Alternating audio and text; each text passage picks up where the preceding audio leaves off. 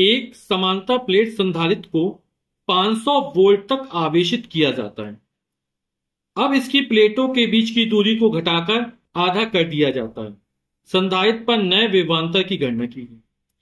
तो समांतर प्लेट संधारित्र की धारिता C बराबर होता है एप्सिलॉन0 A अपॉन डी, जहां A क्या है, प्लेटों का क्षेत्रफल है, और स्मॉल डी प्लेटों के बीच की दूरी है। तो पहली कंडीशन में ये मान लो संधारित्र है, तो यहां प्लेटों का क्षेत्रफल क्या है, कैपिटल ए है। पहली प्लेट धनावेशित होती है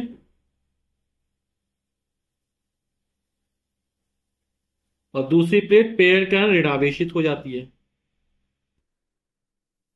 ये जो बीच की दूरी है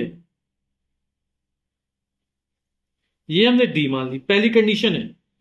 तब संधारित्र की धारिता C by epsilon A upon D होगी। इस समय विभव कितना है, 500 वोल्ट है। ठीक, अब क्या, अब इसकी प्लेटों के बीच की दूरी को घटाकर आधा कर दिया जाता है। अब ये जो दूरी है प्लेटों के बीच,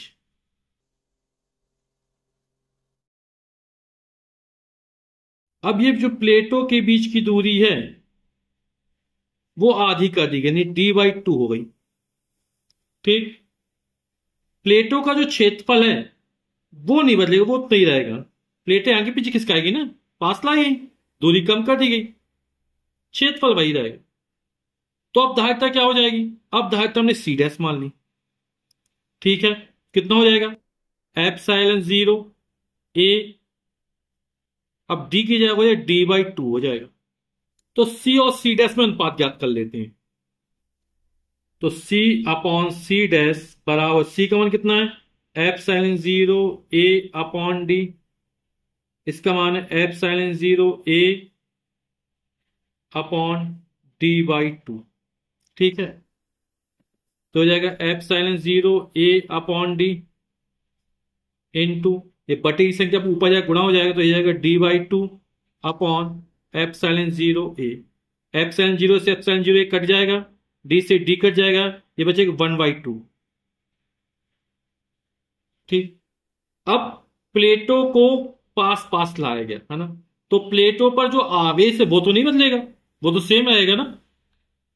तो आवेश नहीं बदल रहा, दूरी बदल गई। तो Q बराबर क्या होता है, CV, है ना। तो Q बराबर होता है CV। अब क्या है, आवेश नहीं बदला, तो दूसरी कंडीशन में आवेश वही रहेगा, यानी C डैश, और विभव हमने मान लिया V डैश। जब प्लेटों के बीच की दूरी को आधा कर दिया जाता है उस कंडीशन में धारिता C डैश हो जाती है और विभव V डैश हो जाता है। तो CV बराबर C डैश V डैश, अपन Q बराबर CV लिखेंगे, फिर दूसरी कंडीशन से Q बराबर C डैश V डैश लिखेंगे।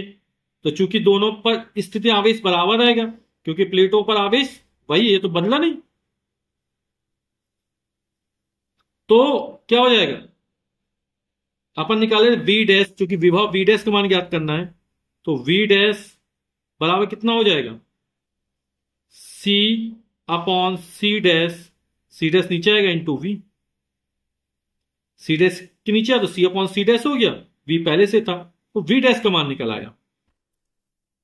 तो C अपॉन C डैश का मान निकाल, कितना निकाला, 1/2 निकाला। हमको विभव पहली कंडीशन कितना था, 500 वोल्ट था, तो 500 में 2 का भाग जाएगा तो 250 वोल्ट निकल आएगा। यानी जब प्लेटों के बीच की दूरी आधी कर दी जाएगी तो विभव भी क्या हो जाएगा, आधा हो जाएगा।